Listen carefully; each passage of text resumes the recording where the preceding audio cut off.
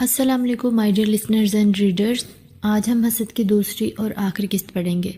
یہ ناول 1960 میں خواتین ڈائجسٹ میں پبلش ہوا تھا. امید ہے کہ آپ سب کو بہت پسند آئے گا.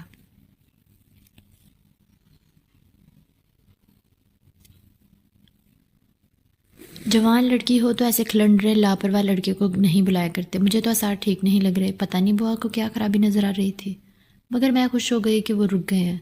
ابھی لندن سے آئے زیادہ دن بھی نہیں ہوئے، بجائے ماں باپ کے پاس رہنے کے یہاں گاؤں میں آ پڑا. بھلا یہاں کیا دلچسپی ہے گاؤں میں؟ بہن کے گھر اتنے دن کون رکا رہتا ہے بھلا؟ یہ کوئی اچھی بات ہے؟ وہ بظاہر خود سے بات کر رہی تھی، مگر مجھ سے ہاں میں ہاں ملانے کی توقع کر رہی تھی. میں نے منہ پھیر لیا. بھلا بوا کا کیا حرص تھا اگر وہ اپنی بہن کے پاس رہ رہے تھے تو ان کو پتہ ہی نہیں کہ بھائی جان نے کیا سوچ کر رکھا ہے. اگر معلوم ہو جائے تو ابھی صدقے واری ہونے لگے. کل بھی بھابھی سے سرگوشیوں میں کچھ کہہ رہے تھے. میں نے اپنا اور ان کا نام صاف سنا، مگر بھابھی نے بوا کو کچھ بتایا ہی نہیں تو میں خود کیسے بتا دیتی. ہمارے پڑوس میں زرینہ رہتی تھی. اس کا شوہر دبئی میں تھا. وہ گھر میں اپنی چھوٹی نند اور دیوت کے ساتھ رہتی تھی. وہ اکثر زرینہ کی خیر خبر کے لیے جایا کرتی. زرینہ کے یہاں بچہ ہونے والا تھا. اس نے بوا کی منت سماجت کی اور ان کی خدمات اپنے حق میں لینے پر رضامند کر لیا. بوا کو زرینہ سے ہمدردی تھی. اس روز وہ زرینہ کے بلانے پر گئی ہوئی تھی. جب رات کافی ہو گئی تو مجھے گھبراہٹ ہونے لگی. کمرے میں اکیلی پڑی تھی. بھابھی کے پاس جا کر اپنی فکر کا اظہار کیا تو انہوں نے بتایا کہ آج رات تو شاید بوا کو زرینہ کے گھر رکنا پڑے. میں پریشان ہو گئی. بھائی جان شکار کے لیے گئے ہوئے تھے اور آج ان کی واپسی یقینی نہ تھی. آنا ہوتا تو شام تک آ جاتے. بچے بھی سو چکے تھے. بھائی جان اور بوا گھر میں دو لوگ ہی تو رونق کا سبب تھے. ہر وقت بولتے رہتے تھے. آج دونوں ہی موجود نہ تھے تو گھر میں سناٹا طاری تھا. بھابھی پیناڈول لے کر لیٹ گئی. میں سلائی کرنے لگی. کچھ دیر بعد بھابھی نے مجھے پکارا. ان کے سر میں درد تھا. چائے کی فرمائش کر کے بولی شہزاد بھی آ گیا ہے، اسے بخار ہے، کھانا نہیں کھائے گا. میں کچن میں آ گئی. چائے بنا کر بھابھی کو دی. انہوں نے کوئی گولی چائے کے ساتھ کھائی اور پھر کہا اور شہزاد کو بھی چائے دے کر آؤ. میں حیرت سے انہیں تکنے لگی. ہاں بیٹی، میرے سر میں سخت درد ہے، سر نہیں اٹھایا جا رہا. پھر مجھے جھجکتا دیکھ کر بولی شرمانے کی کیا بات ہے، وہ کوئی غیر نہیں ہے، اپنا ہی ہے. اور پھر تمہارے بھائی کا ارادہ بھی کچھ ہو رہا ہے کہ اسے مستقل اپنا لے.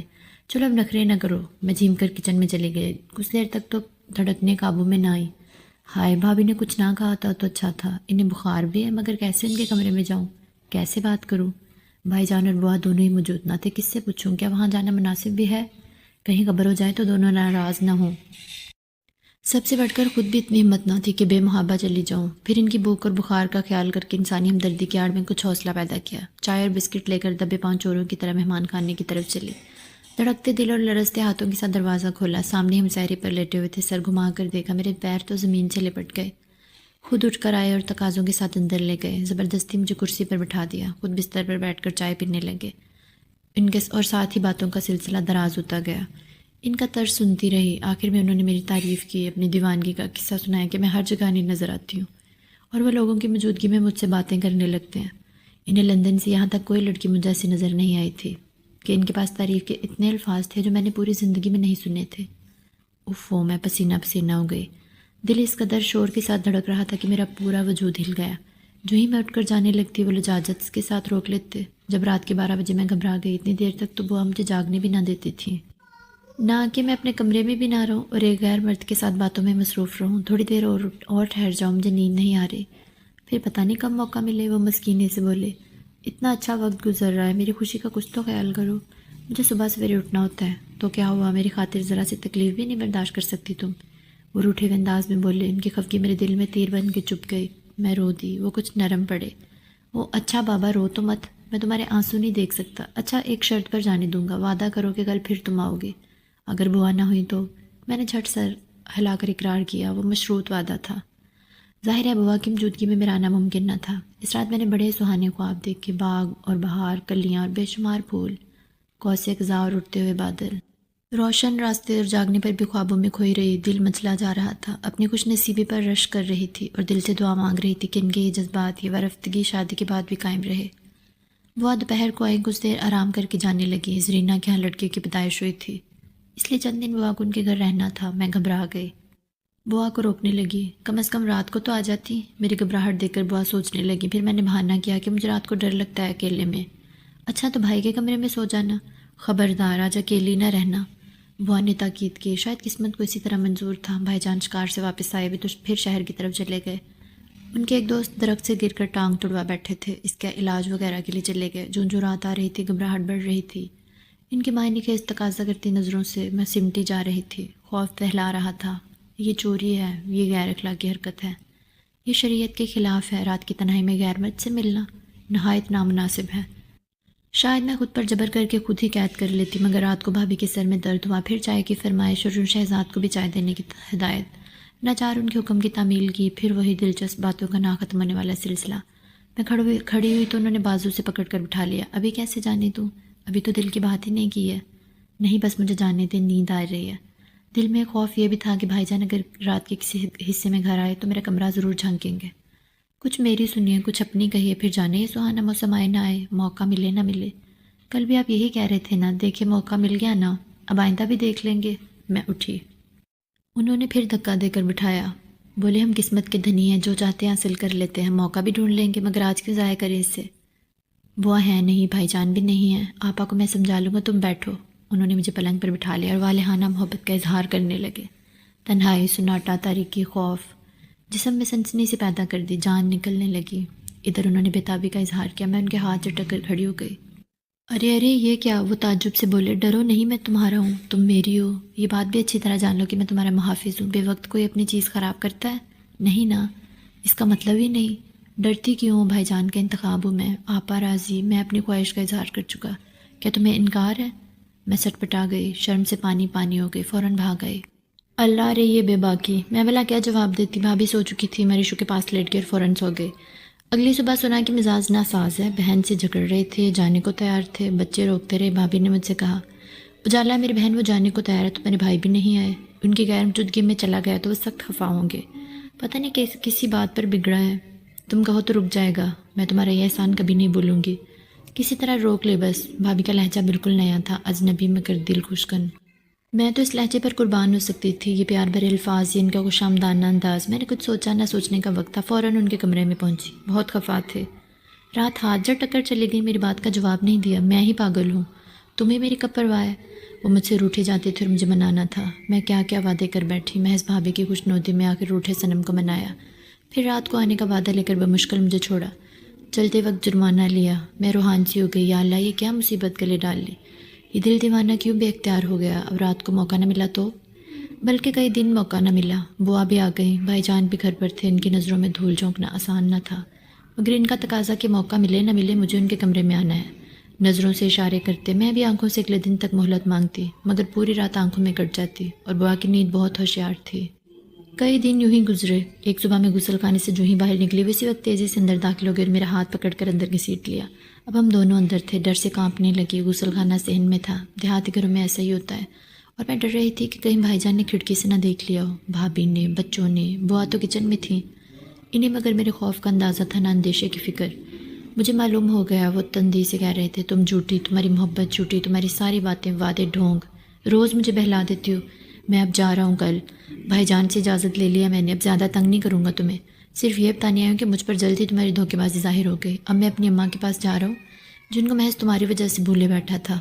اب مجھے تمہاری حقیقت معلوم ہو گئی، اب دیکھنا کہ میرے گھر پہنچتے ہی اماں تو میری کہیں شادی ٹھہرا دیں گی، بہت بےتاب ہیں وہ، اور تم اپنی غرور کو لیے بیٹھے رہنا۔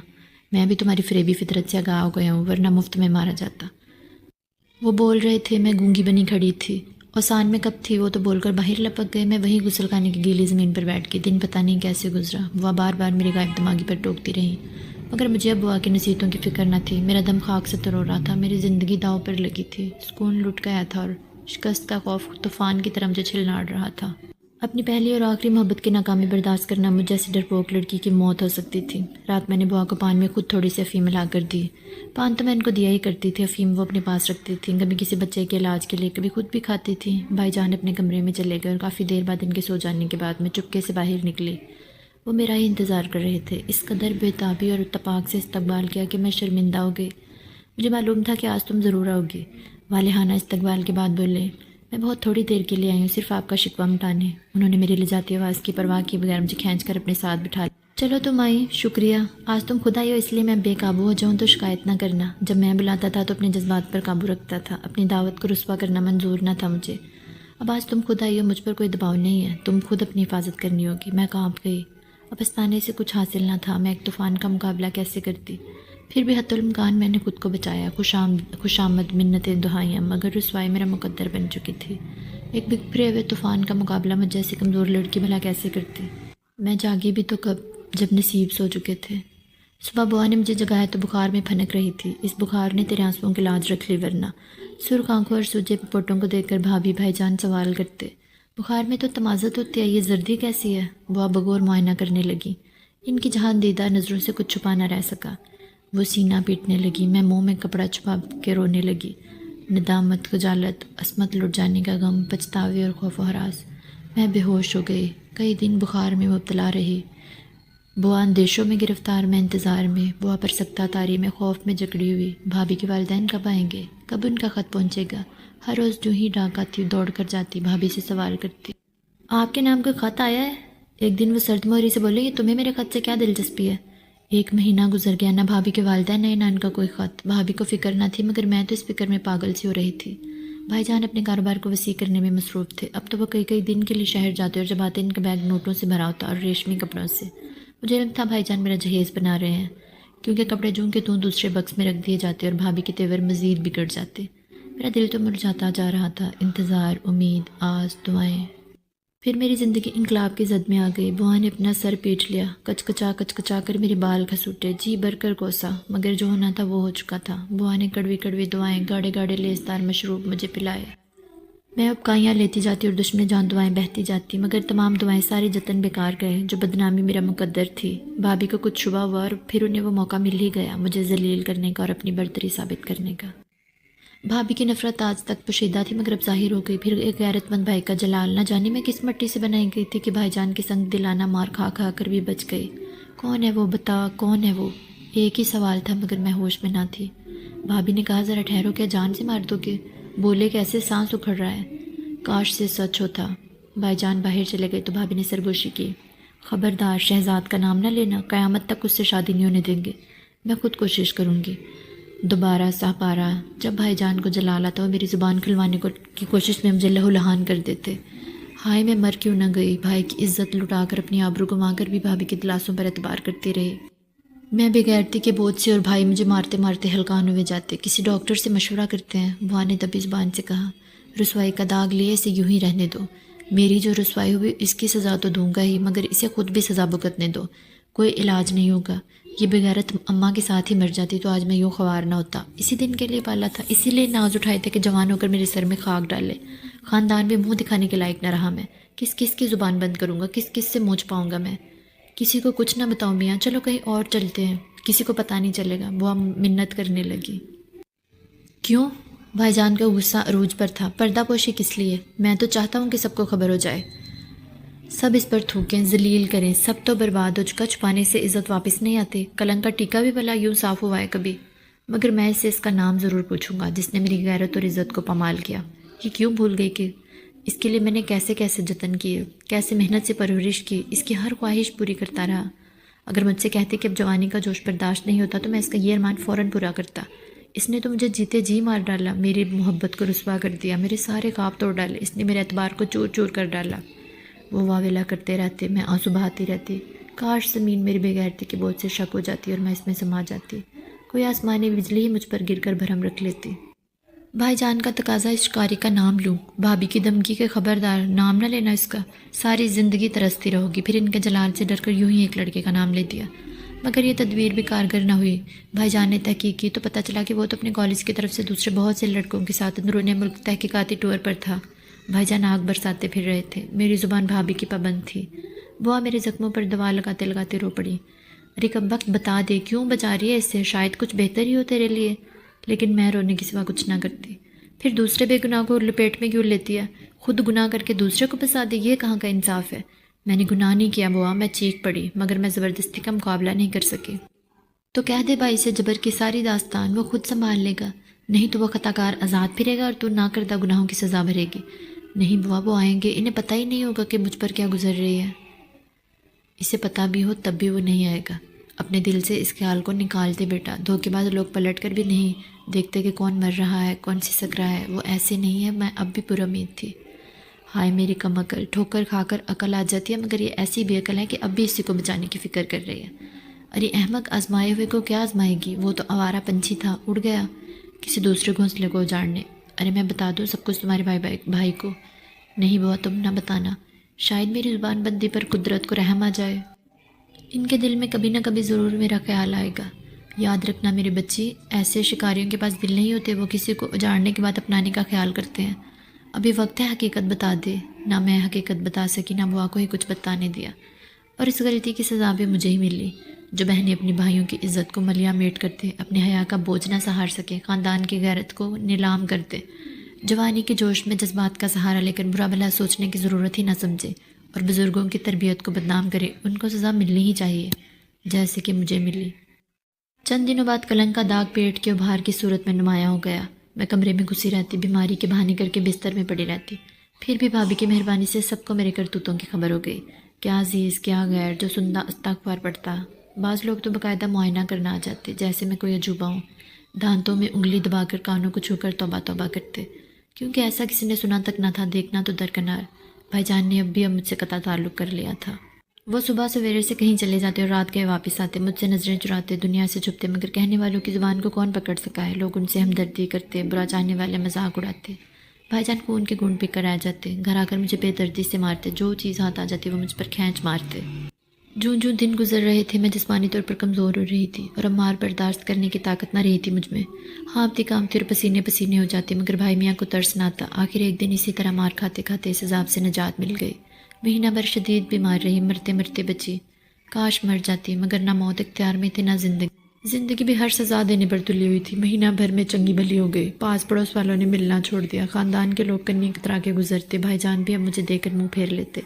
بھابھی کی تلخ کلامی بڑھتی گئی، میرے سائے سے بچوں کو دور رکھا جاتا کہ کہیں میرا اثر ان پر نہ ہو جائے۔ میں سارا دن بوا کے پاس رہتی، میرے لیے تو وہ پناہ گاہ تھی، اب مجھے قدر ہو رہی تھی۔ اس پناہ گاہ سے صرف ایک بار نکل کر آج تک خون کے آنسو رو رہی تھی۔ بوا میرا سایہ بن گئی تھی، رات کو مجھے سینے سے لپٹا کر اپنی تمام تر محبتیں شفقتیں مجھ پر لٹا دیتی۔ تسلی، دلاسے، ہمدردی کیا نہ تھا ان کے پاس میرے لیے۔ وہ تیری بھابھی میکے جا رہی ہے، ایک دن انہوں نے سرگوشی میں بتایا۔ میں چپ رہی۔ کسی بچے کے ذریعے پیغام پہنچا دے، اگر رتی بھر انسانی تو ہی ہو سکتا ہے پلٹ آئے۔ میں بوا کے جملے پر چونک گئی۔ یہ اب مجھے یقین آ گیا تھا کہ رتی بھر انسانی تو درکنار، ایک روئیں جتنی انسانیت بھی نہ تھی اس شخص میں۔ بھابھی نے مجھے سنا دیا تھا کہ شہزاد کی شادی ہے۔ اب کیا فائدہ؟ کس کو پیغام بھیجوں؟ کس لیے؟ میرے پاس تھا ہی کیا جس کی کشش میں کوئی مجھے جواب دے گا؟ چپکے آنسو بہانے لگی، بوا بھی رونے لگی۔ میری بچی، میں جانتی ہوں تو بھولی تھی، نادان تھی، تیرا کوئی قصور نہیں، تو مریم کا روپ ہے۔ میں تو انہیں اتنا کہنا چاہتی ہوں کہ قصوروار تم لوگ خود ہو۔ دلہن بیگم نے بھائی کو مواقع دیے اور تم نے سالے پر بھروسہ کر لیا۔ اب سنا ہے کہ کہتے ہیں کہ تا زندگی شادی نہیں کروں گا۔ یہ بھی کوئی بات ہے؟ اتنی سخت سزا، یہ تو ظلم ہے۔ ساری عمر اپنے گھر کے لیے ترسے، بچوں کے لیے تڑپتی رہے۔ واہ، ایسا ظالم بھائی بھی کوئی ہوگا۔ اب ہوگا یہ کہ اپنے بچوں کی چاکری کروائیں گے، بیوی کی خدمت۔ ارے اسی دن کے لیے ہر تپتی ہوا سے بچاتی تھی، ہر دم نگرانی کرتی تھی، خطروں کی طرف سے اشارے کرتی تھی۔ ہائے وہ رات بھی کیسی اندھی رات تھی، کیسے غافل ہو گئی میں، تف ہے مجھ پر۔ وہ خود کو ذمہ دار ٹھہرانے لگتی۔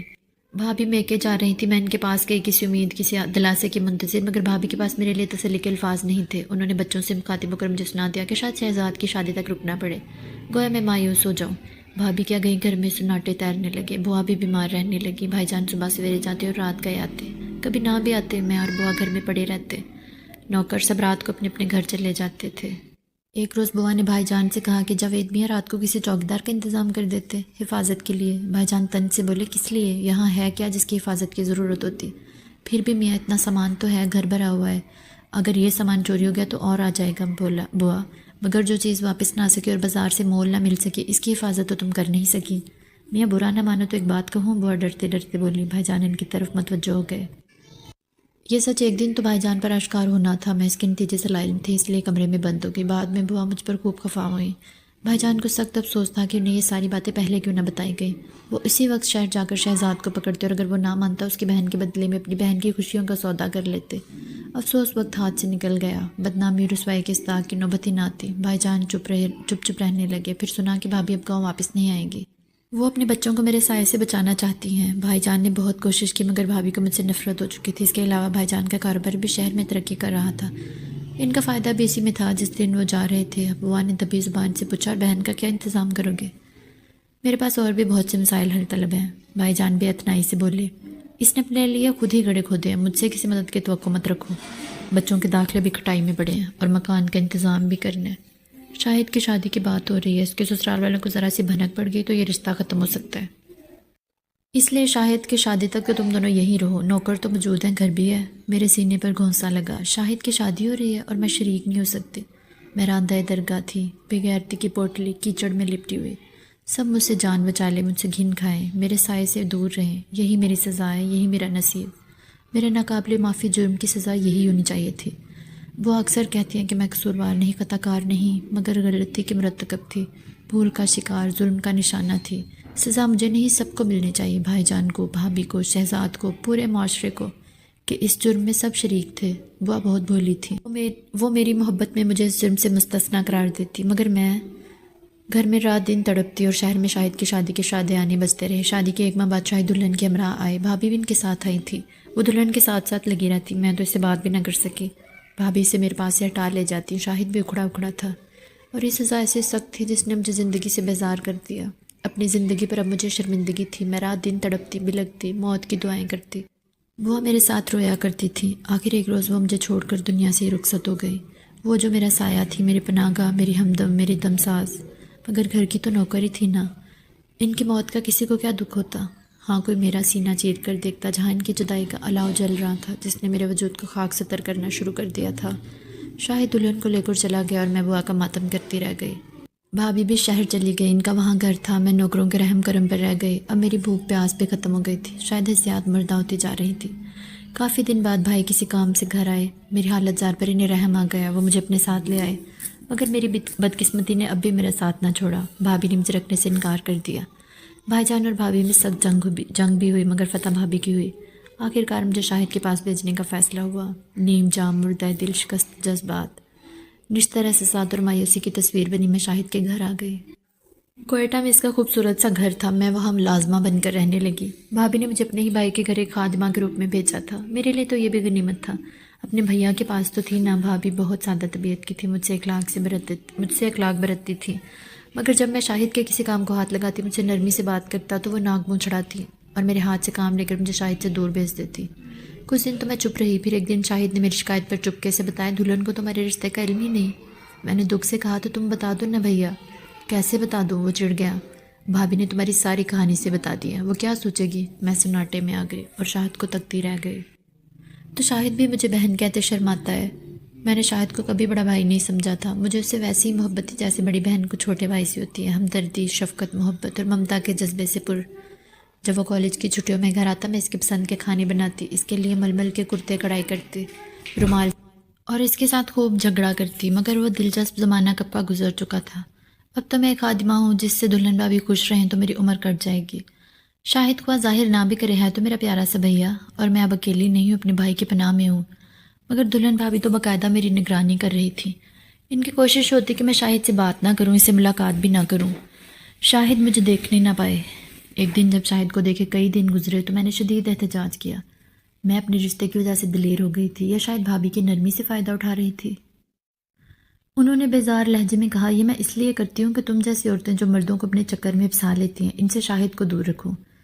بھابھی جان نے تم کو نہ بھیجا تو تمہیں ایک منٹ برداشت نہ کرتی، مگر بھابھی نے مجھے سب کچھ بتا دیا ہے۔ میں غصے سے تھر تھر کانپنے لگی۔ شاید غیرت کے کچھ جراثیم مجھ میں باقی رہ گئے تھے اور اپنے حق کے لیے لڑنے کا حوصلہ بھی زندہ رکھنا چاہتی تھی۔ کوئی بہن اپنے بھائی کے لیے ایسے گندے خیال دل میں نہیں لا سکتی۔ میں کانپنے لگی، آواز بھی تھر تھر آنے لگی۔ او ہو بہن بھائی، معاف کرو، تم مجھے اس پاک رشتے کا حوالہ دے کر رام نہیں کر سکو گی، وہ مضحکیاں اڑانے کے انداز میں بولی۔ میں غیظ و غضب سے اچھل پڑی۔ تمہیں کسی نے بتایا ہی نہیں ہے بھابھی، مگر میں اب زیادہ دن چھپا نہیں سکوں گی۔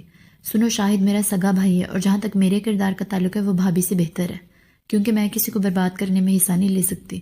دلہن بھابھی کو میں نے سب کچھ سنا دیا۔ وہ تو حیرت سے دم بخود رہ گئی۔ ان کے لیے یہ انکشاف حیرت انگیزی نہیں، دھماکہ خیز تھا۔ پھر میری زندگی میں بھی تبدیلی آئی۔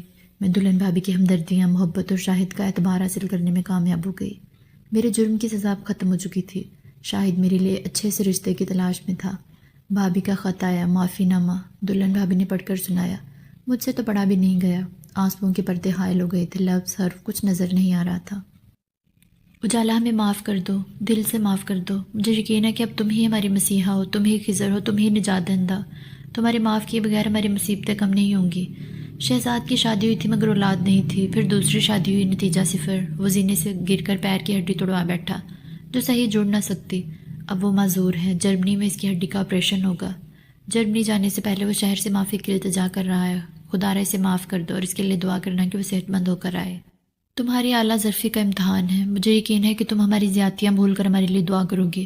ہم تم سے شرمندہ ہیں۔ جو بھابھی معافی نامہ پڑھ رہی تھیں، میرے آنسو روانی سے بنتے جا رہے تھے۔ میرے خدا نے میری فریاد سن لی تھی، مجھے الزام سے بری کر دیا تھا۔ اسی شام شاہد نے آ کر بتایا کہ ایک نہایت معقول رشتہ مل گیا ہے اور وہ بڑے بھائی کی حیثیت سے میرا نکاح کر رہا ہے۔ وکیل صاحب کا ایک 3 سالہ بیٹا بھی ہے۔ اجالا تمہیں اس پر کوئی اعتراض تو نہیں؟ خدا نے مجھے معاف کر دیا ہے، گناہ گار کی سزا پوری ہو چکی۔ زیادہ خوشی انسان کو پاگل کر دیتی ہے، میں بھی کہیں پاگل نہ ہو جاؤں۔ میں اس کرم کی مستحق تو نہ تھی، مگر خدائے بزرگ و برتر نے میرے آنسوؤں کی لاج رکھ لی۔ بھائی جان نے بھی لکھا ہے کہ شاہد دبی زبان سے بولا ہے، وہ شہزاد پر دباؤ ڈال رہے ہیں کہ تم سے شادی کرے تو شاید اپنے جرم کا کفارہ ادا کر سکے، مگر میں نے تم سے پوچھے بغیر انکار لکھ دیا ہے۔ غلط تو نہیں کیا؟ شاہد نے وہی کیا جو میں کرتی۔ بولو تمہیں وکیل صاحب کے بچے پر کوئی اعتراض تو نہیں؟ مجھے اعتراض کا کیا حق، وہ بچہ میرا بھی تو ہے۔ آج سے 3 سال پہلے میں ماں بنتے بنتے رہ گئی تھی، شاید وہی روح وکیل صاحب کے بیٹے کی شکل میں یہاں آ گئی ہو۔ مجھے ماں بننے دو، مجھے ماں بننے کا ارمان ہے۔ خدا کی مہربانی، بوا کی دعائیں، شاہد کی محبت، دلہن بھابھی کے عنایتیں، وکیل صاحب کا جذبہ ہمدردی، میں کس کا شکریہ ادا کروں؟ میں جو گندگی کی پوٹ تھی، راندہ درگاہ تھی، ایک بلند مرتبے پر فائز ہو گئی۔ میں ماں بن گئی، وکیل صاحب کے بیٹے کی ماں۔ یہ نام شاید میرے ان رت جوگوں کا ہو جو میں خاموش آنسوؤں کے ذریعے خدا سے مکلام ہو کر فریاد کے ساتھ معافی کی درخواست کرتی تھی۔ اے میرے خدا، بے شک تو عظیم ہے، تو نے میری زخمی مامتا کو آخر کار شفا کا مرہم عطا کر دیا۔